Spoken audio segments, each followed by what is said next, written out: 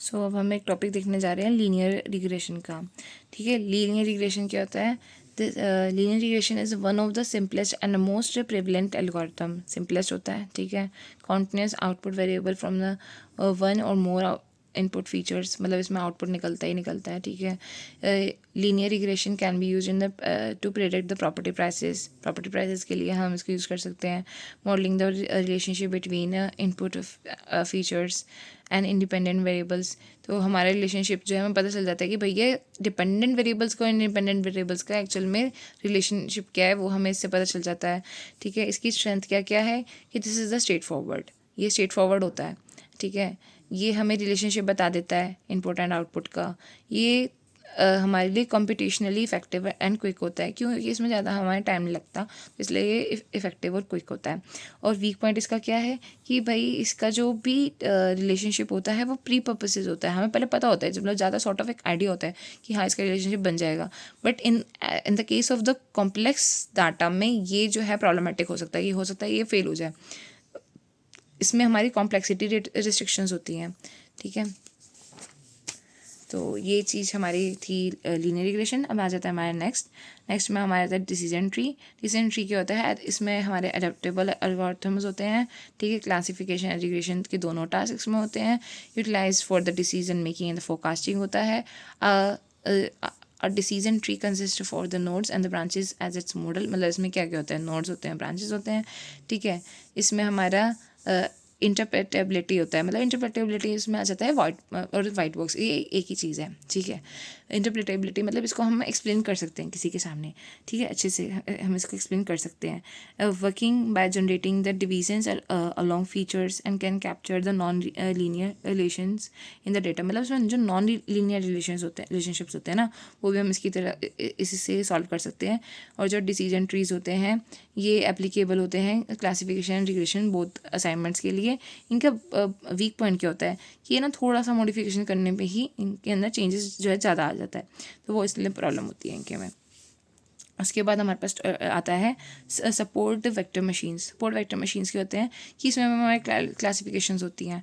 ठीक है, बट इसमें क्लासिफिकेशंस हमारी कैसे होती हैं कि हम ना कैटेगरीज बना देते हैं on the basis of the hyperplane. अब हाइपर प्लेन जो होता है ना, वही हमारा एक तरीके से डिसीजन बनाता है। And this is the supervised मतलब हमारी होती है, ये एल्गोरिथम होती है। सुपरवाइज कैसे हो गई कि भाई हमें पता होता है कि हाँ हमें किस बेसिस पे on what criteria we are required to categorize them, तो हम उसको कैटेगराइज कर सकते हैं। तो इसमें हमारा मेन पर्पस होता है मैक्सिमाइजिंग द मार्जिन्स। मार्जिन्स यहाँ पे क्या है? डिफरेंस हमारा क्रिएट करना बिटवीन द क्लासेस, जो भी हमने क्लासेस बनाई हैं उसके बेसिस पे। अगर जैसे मैंने टॉल और शॉर्ट का कुछ बनाया है कि these are going my two different categories, तो उसमें मेरे डिफरेंसेस मैं करूँगी कि हाँ भाई हाइपर प्लेन के ऊपर वाले मेरे टॉल है, हाइपर प्लेन के नीचे वाले जो भी मेरे हैं वो शॉर्ट हैं, तो वो सब चीज़ें आ जाती है। इसमें स्ट्रेंथ्स क्या हो जाती है? इफेक्टिव सेपरेशन होता है, इसमें सेपरेशन बहुत अच्छे तरीके से हमें समझ आ जाता है। रोबस्टनेस यहाँ पे आ जाता है क्लियरिटी से, इफेक्टिवनेस से। ठीक है, तो इसमें रोबस्टनेस होती है and this is effective to at generalizing the new and unseen data. Effective होता है अगर हमें कोई अनसीन डाटा भी प्रोडक्ट करना है तो उसके लिए भी हमारे लिए ईजी होता है ये। ठीक है, ये हमारा कंप्यूटेशनली कॉस्टली हो जाता है। ठीक है, क्योंकि लार्ज डेटा सेट में ये ना ये पॉसिबल नहीं होता। उसके बाद ये चूजिंग द मतलब इसमें जो पैरामीटर्स को चूज़ करना कि क्या क्या क्राइटेरियाज होने चाहिए, थोड़ा सा डिफिकल्ट हो जाते हैं। ये इसमें आ जाता है। न्यूरल नेटवर्क्स क्या हो जाता है? Neural networks is nothing like कि बस वही चीज़ है कि ये जो भी मतलब एक तरीके से हमने कुछ भी चीज़ सीखी, मतलब वही जो आपको पहले भी समझाया था पहले की वीडियोस में है कि अगर हमारे को डीप लर्निंग हुई है कि हमने कुछ चीज़ें एप्लीकेशन में कुछ एनवायरनमेंट से सीखी, उसको हमने अडेप्ट करा, उसको फर्दर हमने मतलब उसकी फीडबैक को समझा और उसके फर्दर हमने उसका आउटपुट जनरेट करके दिया, तो हमारे न्यूरल नेटवर्क्स में आता है। ठीक है, as result of the their capacity to process the complex data, neural networks specially deep learning models have acquired immense popularity. मतलब इसकी पॉपुलरिटी आजकल ज़्यादा आ चुकी है। ठीक है, applications including the classification regression, मतलब सारा काम ही कर लेता है। नेचुरल लैंग्वेज प्रोसेसिंग ये सब काम ही कर लेता है। ठीक है, इंटरकनेक्टेड एलिमेंट्स पे भी ये काम कर लेता है। This is generally based upon the neurons. ठीक है, और ये काम कैसे करता है? इसके ना सॉर्ट ऑफ एक लेयर्स में काम करता है। क्राइटेरिया जो होते हैं वो न्यूरॉन्स के बेसिस पे होते हैं। एंड ठीक है, each neuron processes the input data, मतलब उसमें इनपुट डाटा जाता है, उसमें and then transmits the result and then to the next level. मतलब हर एक न्यूरन डेटा में इनपुट जाता है, डाटा का ट्रांसमिशन होता है और उसको हम नेक्स्ट लेयर में भेज देते हैं। ये सॉर्ट ऑफ एक इसका प्रोसेस होता है, ठीक है। तो इसकी यहाँ पे स्ट्रेंथ क्या क्या हो जाते हैं कि भैया this is automatically learning persistent, ठीक है। ऑटोमेटिकली ये खुद से सीखता है, ये इसे कोई सिखाता नहीं है, वही मैंने बताया ना, ये एनवायरनमेंट से ही सीखता है उस चीज़ के लिए, ठीक है। This is a capable modelling complex, ठीक है। इसमें यहाँ पे नॉन लीनियर जो डेटा रिलेशनशिप्स होते हैं वो भी मैनेज कर लेता है ये, ठीक है। इसके जो रिजल्ट्स होते हैं वो रिमार्केबल होते हैं, डाइवर्स डोमेन्स में भी ये सपोर्ट करता है, ठीक है। अब इसके वीक पॉइंट्स में आ जाते हैं। ये थोड़ा सा क्या हो जाता है, हमारा कंप्यूटेशनल रिसोर्सेज में आ जाता है एज अ कंप्यूटेशनल रिसोर्सेज। इसको बहुत ज़्यादा अच्छे रिसोर्सेज की ज़रूरत होती है इसमें। इसको ये डाटा हंगर होता है, हंगरी होती है इसमें। क्यों भैया, इसको डाटा बहुत चाहिए होता है इसके लिए। फिर सेकंड आ जाता है डिफ़िकल्ट टू इंटरप्रेट होता है, इसलिए ये ब्लैक बॉक्स मॉडल्स में आ जाता है। वाइट बॉक्स मॉडल जो इजीली इंटरप्रेटेबल होते हैं, ब्लैक बॉक्स वो हो जाते हैं जो डिफ़िकल्ट टू इंटरप्रेट होते हैं, ठीक है। उसके बाद एक टॉपिक इसमें आता है which is most important I believe so, और बहुत ईजी टू अंडरस्टैंड है साथ के साथ। तो इसमें हमारा आ जाता है फजी सेट। अब इसमें क्या होता है, this is defined as the elements which possess the different degree of the membership. Generally क्या होता है, हम जो येस नो या क्लोज्ड स्टेटमेंट्स होते हैं उसमें हमारा आंसर होता है येस और नो का आता है, ठीक है। तो वो हमारा क्या हो जाते हैं, एब्सोल्यूट आंसर्स हो जाते हैं। बट फजी सेट कहता है कि भैया there is the case of the uncertainty, there should be the option between yes and no, ठीक है। तो ये ना एक पूरी रेंज लेकर के चलता है। एग्जाम्पल के लिए इसमें क्या है कि देखो यहाँ पे आप देख सकते हो, means of the addressing the challenges posed by the uncertainty and the imprecision, ठीक है। वो बोलता है कि भैया इसमें ज़रूरी नहीं है कि आपको एक स्पेसिफिक सिचुएशन ही मिले, there could be the situation of the imprecision, ठीक है। So is a diverse array of the applications including the artificial intelligence, control systems and image processing, ठीक है। सारे काम ही कर लेता है। मेंबरशिप फंक्शन, इसमें मेंबरशिप फंक्शन जो होते हैं which assigns the numeric value ranging from, इसमें रेंजिंग डेवलप होती है, ranging from the 0 to 1 and each element with in the universe of discourse. मतलब ये हर एक को अलाउड करता है और इसमें जो रेंज होती है वो 0 to 1 होती है, ठीक है। अब एग्जांपल के लिए जैसे उसने बोला कि भैया इसको एक सेट चाहिए टॉल मैन का, ठीक है। टॉल मैन के लिए इसने एक्स निकाला कि अगर एक्स की वैल्यू 1 आती है, ठीक है, तो वो कब होगी, जब एक्स 6 से बड़ा होगा, 6 फीट से बड़ा होगा, तो भैया हम उसको बोलेंगे कि कहते हैं ये टॉल है, ठीक है।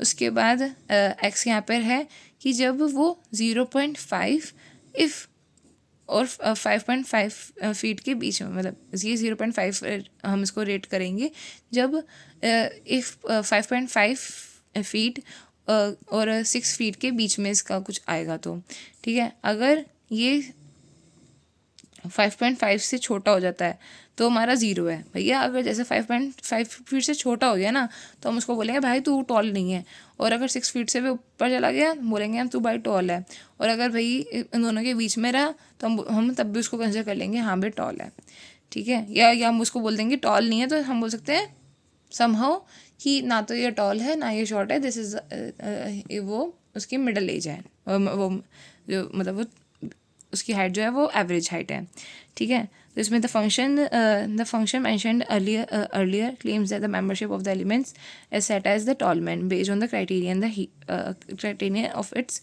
हीट एक्सीडिंग द 6 फीट, ठीक है। बट जो इंडिविजुअल की हाइट है this is a membership of the value of 6, अगर उसकी 6 से ऊपर जाती है तो उसको वैल्यू हम 1 देते हैं, और अगर उसकी 5 तक रहती है 5.5 तक रहती है तो हम उसको 0.5 देंगे। तो ये एक सॉर्ट ऑफ क्राइटेरिया है इसका, ये भी बहुत ईजी है, ठीक है। इसका इतना डिटेल में हम ये चीज़ नहीं पढ़ रहे कि हमें नहीं लगता कि ज़्यादा कुछ इतना आएगा, ठीक है। मेजरली इसमें बस यही था। अब हम ये ज़रूर पढ़ लेते हैं जो कि बहुत इंपॉर्टेंट है, फजी लॉजिक ऑपरेशंस।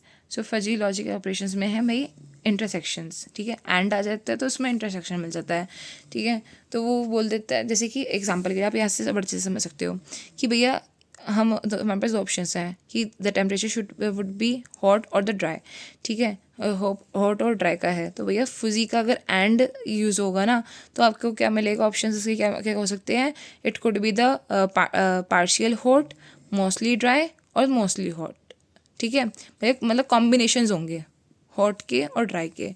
अगर कहते हैं टॉल और हैवी है, ठीक है, 2 ऑप्शंस, और इसका फजी और आ जाता है, तो हमारा हो जाएगा टॉल और हैवी। ये तो इंक्लूड होंगे because these are the absolutes one, ठीक है, बट कॉम्बिनेशंस भी इंक्लूडेड होंगे, क्योंकि हमने बोला ना कि या तो ये कहते हैं टॉल भी चलेगा, ठीक है, हैवी भी चलेगा, पार्शियल टॉल भी चलेगा, मतलब हमने और लिख दिया। इट मीन्स हमारे लिए जो भी ये चीज़ आ गई है दैट वुड बी, यहाँ पे यू से हम उसको करेंगे यूनियन आ गई कि भैया हमारे लिए सब कुछ इंक्लूडेड है। एंड में हमारे लिए मिक्स कॉम्बिनेशन होना ज़रूरी था, और में हमें चल जाए तो भी ठीक है, नहीं चले तो भी ठीक है। तो इसमें आ जाएगा टॉल, हैवी, पार्शियल टॉल और मोस्टली हैवी, ठीक है। आप यहाँ पे देख सकते हो कि उसने बोला टॉल हैवी तो है ही है कॉम्बिनेशन में, और पार्शियल टॉल और मोस्टली हैवी भी इंक्लूडेड हो जाएंगे, ठीक है। और इसमें आ जाता है फुजी नॉट, ठीक है, फुजी नॉट में आ जाता है कॉम्प्लीमेंट, मतलब इसमें जो सी चीज़ हम जिसके लिए हम चेक कर रहे हैं वो तो है ही नहीं, उसके ऑपोजिट कोई चीज़ है। जैसे हमने बोला यंग, ठीक है, और अगर हमने उसका फुजी नॉट में लगा दिया तो या तो वो यंग भी नहीं होगा और वो पार्शली नॉट यंग भी नहीं होगा, मतलब वो जवान भी नहीं होगा और उसके अंदर चांसेस भी नहीं होंगे जवान कि वो जवान हो, ठीक है। वो सब चीज़ें हैं, तो हम इसको बोल सकते हैं कि या तो वो कहते हैं चाइल्ड हो या वो अडल्ट हो, ठीक है। तो वो चीज़ हम यहाँ पे फजी नोट में इसमें एक्सेप्ट करेंगे। तो ये 3 चीज़ें थी फजी लॉजिक ऑपरेशंस में, ठीक है। सो आई होप कि आपको ये चीज़ अच्छे से समझ आई हो, ठीक है। उसके बाद ये अच्छा एक टॉपिक हो रहा है इसमें, तो ये भी टॉपिक एक बार देख लेते हैं। This is the statistical learning and the फुजी logic combine. जब स्टैटिस्टिकल लर्निंग और फुजी लॉजिक कंबाइन हो जाएंगे तो ये क्या है, तो this is the highly effective approach, ठीक है, लॉजिक हो जाएगा। क्यों? क्योंकि हमें दोनों की बेनिफिट्स मिलेंगे। Fuzzy logic can be use to represent the manage uncertain information, क्योंकि फिजियोलॉजिक से हमें अनसर्टेन इन्फॉर्मेशन मिल जाएंगी, और स्टैटिस्टिकल लर्निंग से हमें प्रिडिक्शंस करने की हमें एक वो मिल जाएगी, पावर मिल जाएगी। कॉम्प्लेक्स डाटा को मैनेज करने के लिए हमें स्टैटिस्टिकल लर्निंग से हम कॉम्प्लेक्स डाटा को मैनेज कर लेंगे, और फिजियोलॉजिक से हम फ्रेमवर्क डेवलप कर सकते हैं, ठीक है, जो कि डाटा का रिलेशनशिप सेटअप कर सकते हैं।